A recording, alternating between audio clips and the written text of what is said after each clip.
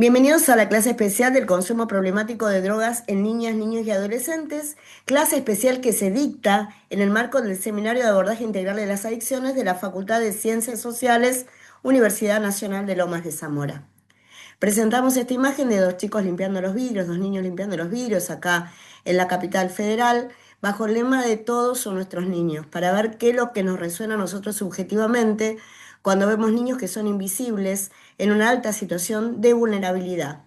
Y bajo esta frase que las drogas consumen a los niños que no han podido ser nunca niños ni han sido nunca tratados como tales.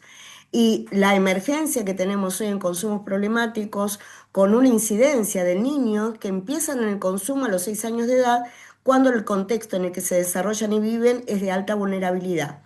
Y el lema que nosotros dejamos como futuros técnicos en minería y familia, trabajadores sociales o licenciados en ciencias de la educación, es que lo que nosotros hagamos con ellos es una responsabilidad nuestra, mucho más, y aún así, si vamos a ser profesionales del área.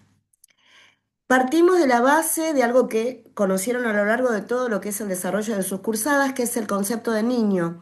Y el concepto de niño sale de la Convención Internacional de Derechos del Niño, que es receptada por la Ley 26.061, que es la ley nacional, a donde en su artículo 2, cuya aplicación es obligatoria, dicta que los derechos del niño son tomados hasta los 18 años de edad. Reza que los derechos del niño en la aplicación obligatoria, en las condiciones de su vigencia, deben ser tenidos en cuenta en todo acto, decisión o medida administrativa o judicial de cualquier naturaleza que se adopte respecto a las personas hasta los 18 años de edad. O sea que de 0 a 18 años de edad estamos hablando de niños, más allá que nosotros hagamos esta división entre niñas, niños y adolescentes.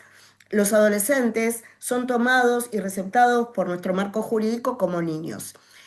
En este sentido, la vulneración de derechos se da específicamente, ya que el consumo de drogas en los niños hoy tiene la franja de mayor prevalencia de inicio entre los 11 y 14 años de edad, lo cual constituye una alta vulneración en derechos. Esto es un repaso de lo que ustedes ya vieron al principio de la cursada, con unos conceptos que son muy básicos: el uso de drogas, que es el uso que uno puede tener recreativamente; el hábito, por ejemplo, consumir los fines de semana; el abuso, cuando yo ya tengo, por ejemplo, situaciones como una borrachera producto del alcohol; y la dependencia, cuando toda mi razón de ser de la vida gira en torno de la sustancia que voy a consumir. A este primer concepto multicausal para crear la dependencia se denomina etioma, como causa generadora desde la palabra etiología.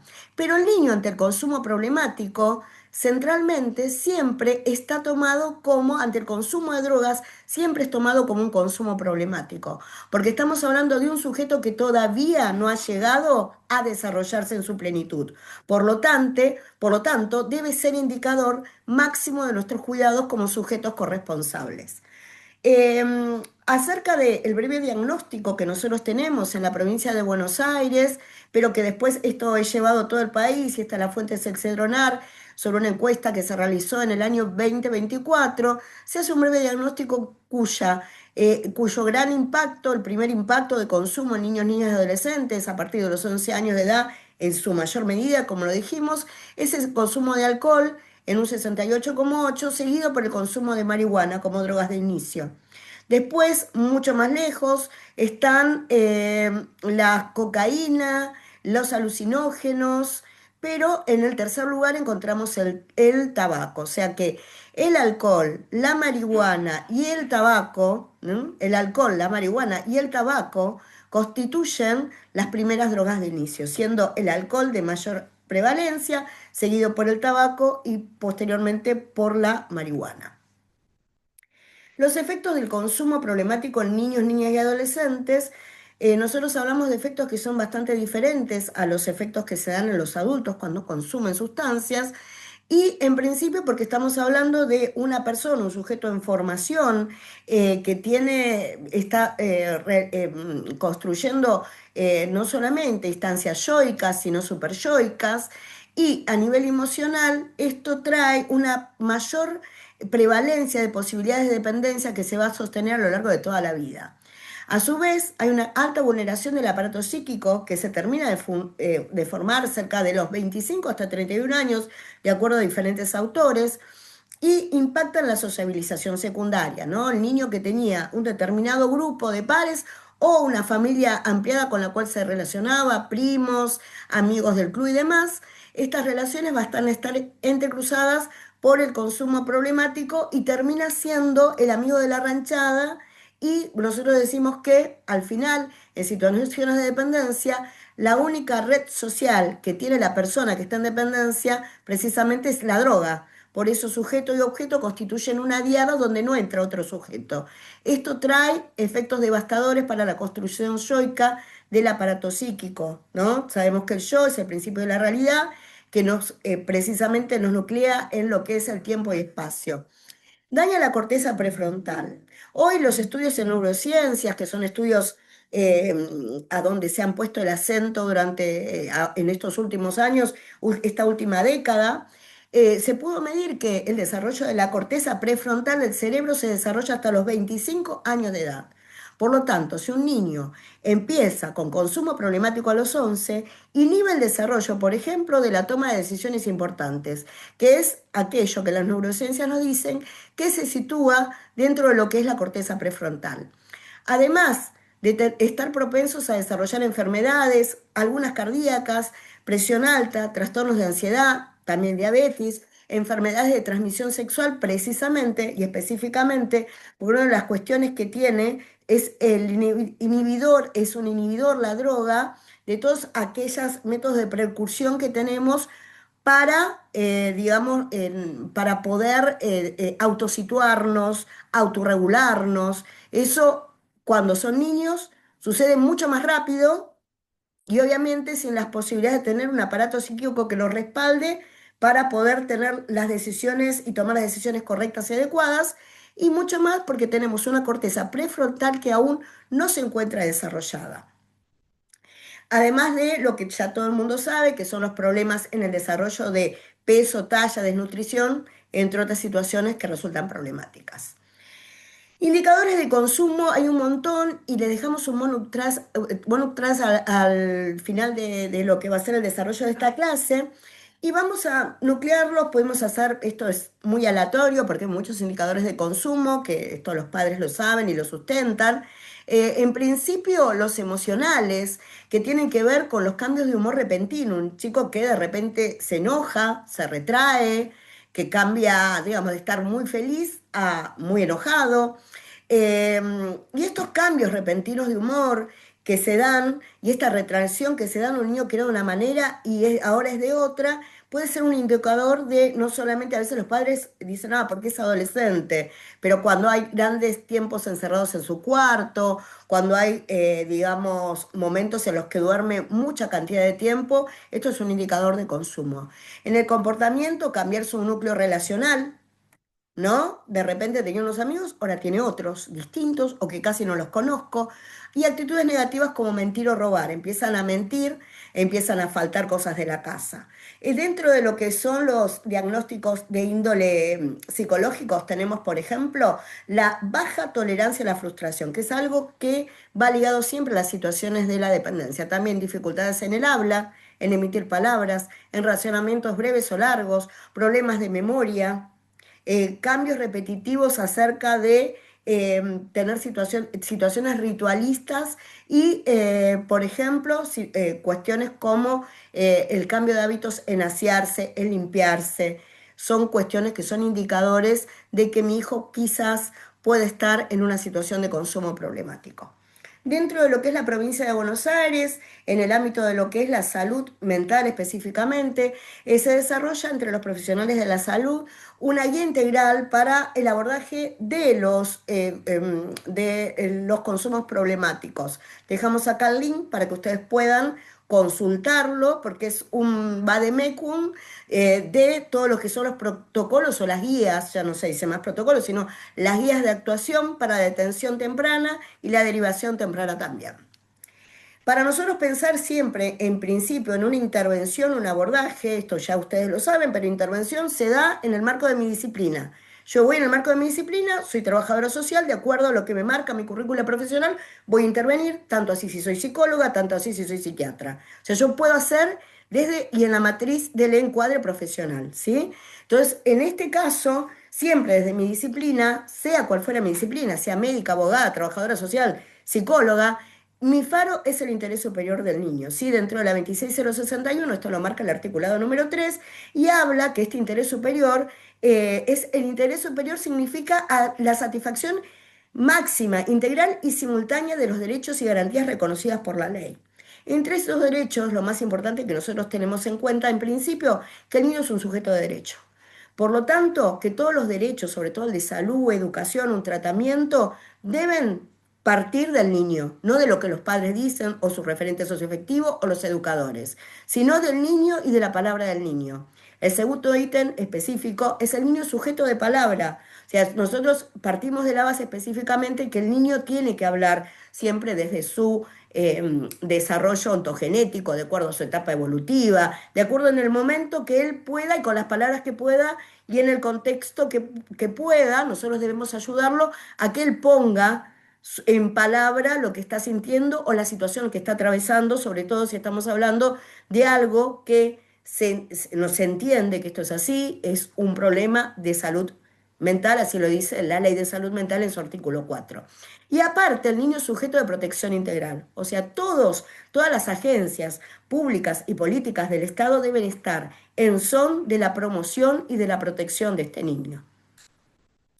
Nosotros vamos a pensar la intervención siempre desde esta base, ¿no? El niño como sujeto de protección integral, como sujeto de palabra, y a partir de ahí, desde la palabra del niño, establecemos el primer paso de un proceso terapéutico.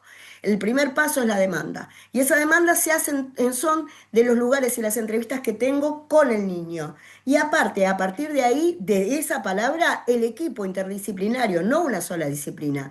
¿Por qué? Porque estamos hablando de una cuestión absolutamente compleja que va a requerir necesariamente la interdisciplinaridad, se va a llevar a la valoración del equipo. Recién ahí, y en el marco de un proceso terapéutico, voy a dictaminar las estrategias de intervención que nunca, jamás se van a agotar solamente en el área de la salud, sino que van a ir a todas las dimensiones constitutivas del niño. En principio, a reforzar los lazos vinculares, si los tuviera, a generar otros si no los tuviera, a la intersectorialidad de este niño, en qué agencia se mueve, su relación con la escuela, su relación con los deportes, generar un ambiente socioafectivo de protección para ese niño, obviamente también la salud, pero no solamente en relación de consumo, sino su desarrollo y también, por supuesto, y no es un tema menor, las emociones y el desarrollo psicológico del niño. Dentro del modelo de abordaje nosotros tenemos que partir de la base que para poder nosotros llevar adelante un proceso que es altamente complejo, cuando estamos hablando de consumo problemático en niñeces, tenemos que llevar adelante algo que nos marca siempre en los equipos de salud, que se denomina continuidad de cuidados. ¿Y esto qué significa? Que la información acerca del proceso terapéutico que vamos a llevar adelante el niño y su referente socioafectivo debe tener una apropiada circulación. Además, entre todos los niveles de atención, o sea, yo voy con un consumo problemático capaz a un primer nivel de atención y soy derivada a un nivel de especialización. Bueno, en esta derivación debe haber una comunicación entre las dos agencias, entre la primera atención, el APS, y la derivación, ¿no? ¿Por qué? Y esta comunicación es siempre porque a partir de ahí se genera todo lo que es no solamente la anamnesis como primera entrevista, sino se ancla un proceso terapéutico que probablemente lleve no solamente una atención, sino se continúe por varios meses con atención psicológica después por más de un año. La continuidad de relaciones de personas que consultan, o sea, si a mí me vino y me contaron la historia, hice la primera anamnesis, o sea, que es la primera entrevista, este niño lo hizo en un CAPS con el equipo interdisciplinario adecuado, no vamos a volver a hacer las mismas preguntas, ¿no? Los profesionales tienen que estar en diálogo para poder llevar una intervención adecuada. Y implicación en el acompañamiento de las derivaciones. Si yo derivo del CAPS al centro de atención en consumos problemáticos, un centro comunitario terapéutico, los famosos CACs, ese sujeto no tiene que ir solo, tiene que ir acompañado, ya sea ese acompañamiento vía telefónica, comunicarme cómo sigue el tratamiento, cómo es el abordaje, si requiere, porque seguramente el CAPS está más cerca de su casa, de su lugar, que es el centro de vida, si requiere algún soporte, por ejemplo, no sé, cuestiones mínimas como tiene vulnerado el derecho económico, tiene vulnerado el derecho alimentario, bueno, desarrollo social de la agencia municipal, desde el CAP, vaya proveyendo al niño y a su familia de aquellos derechos que están siendo vulnerados. Cuando nosotros hablamos de niveles de intervención, vamos a pensarnos en un modelo de abordaje escalonado, ¿no? Acá hice una pequeña escalerita eh, muy, digamos, sintética, pero hay una prioridad, es el primer escalón que si no lo transitamos no podemos seguir. Vamos a situarnos en la base del interés superior del niño. O sea, a partir de ahí vamos a ver a dónde está su centro de vida, cuáles son sus relaciones socioafectivas, cómo ese niño me comenta la situación de consumo problemático, cómo llega a esa situación de consumo problemático y qué derechos además se le están siendo vulnerados más allá del derecho de la salud y el desarrollo y el cuidado, que implican estar en una situación de consumo problemático.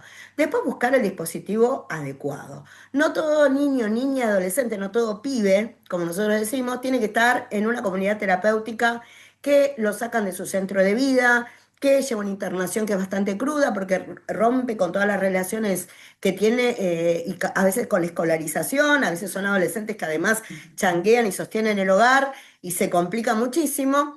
Claramente, si hay una situación de consumo sostenido, de, por ejemplo, clorhidrato de cocaína, Paco, que recién estamos hablando ahí, según volvemos a volver a la torta, de un pequeño grupo muy reducido de niños que consumen esa sustancia, ahí sí vamos a hablar de este dispositivo.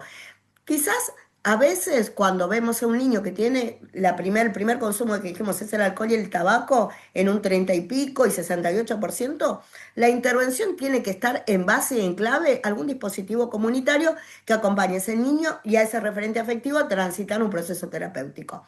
Tener en cuenta la intersectorialidad y la interdisciplina, trabajar entre las agencias interdisciplinariamente, no es una idea mía, sino lo marca la Ley de Salud Mental. Y el concepto de SEA, que acá nos vamos a detener, que como es un proceso médico, un proceso terapéutico, es un proceso, no es una consulta. Entonces nosotros lo vemos este proceso y lo marcamos como salud, enfermedad, atención y cuidados como marco de un tiempo en el que el niño va a llevar adelante, o la niña o el adolescente, este proceso donde va a transitar en un dispositivo que le ayude a separarse del objeto droga. Y aparte, y no menor, es acompañar al referente afectivo, que puede ser su padre, su madre o aquella persona que significa al niño como importante, porque, digamos, trabajar el consumo problemático en niños cuando todavía hay cuestiones de la autorregulación que no fueron por una cuestión de edad desarrolladas es complejo y requiere un soporte especializado. Para cerrar y para que nos quedemos nosotros pensando, les voy a dar una pequeña situación de intervención. Maelia, de 11 años, es sorprendida por su madre fumando un cigarrillo de marihuana en la casa de la amiga en el patio de la casa.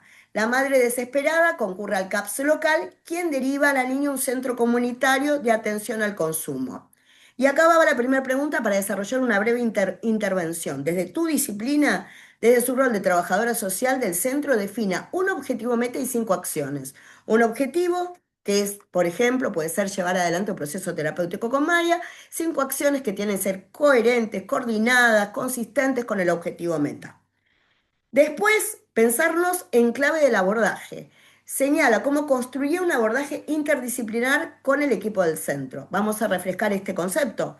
El abordaje, y recuerden que lo que nosotros vimos recién, ¿no? Como estos niveles que nosotros vamos a tener que anclar, pero no solamente esto, sino que el abordaje es el diálogo de las interagencias, de las interdisciplinas. El abordaje es cuando varias disciplinas miran un mismo foco para poder desarrollarse en un problema que es muy complejo, como en este caso es el consumo problemático de niñas, niñas y adolescentes. Entonces, desde esta interdisciplinidad, situada desde mi disciplina, ¿cómo yo me pongo en diálogo con otra disciplina?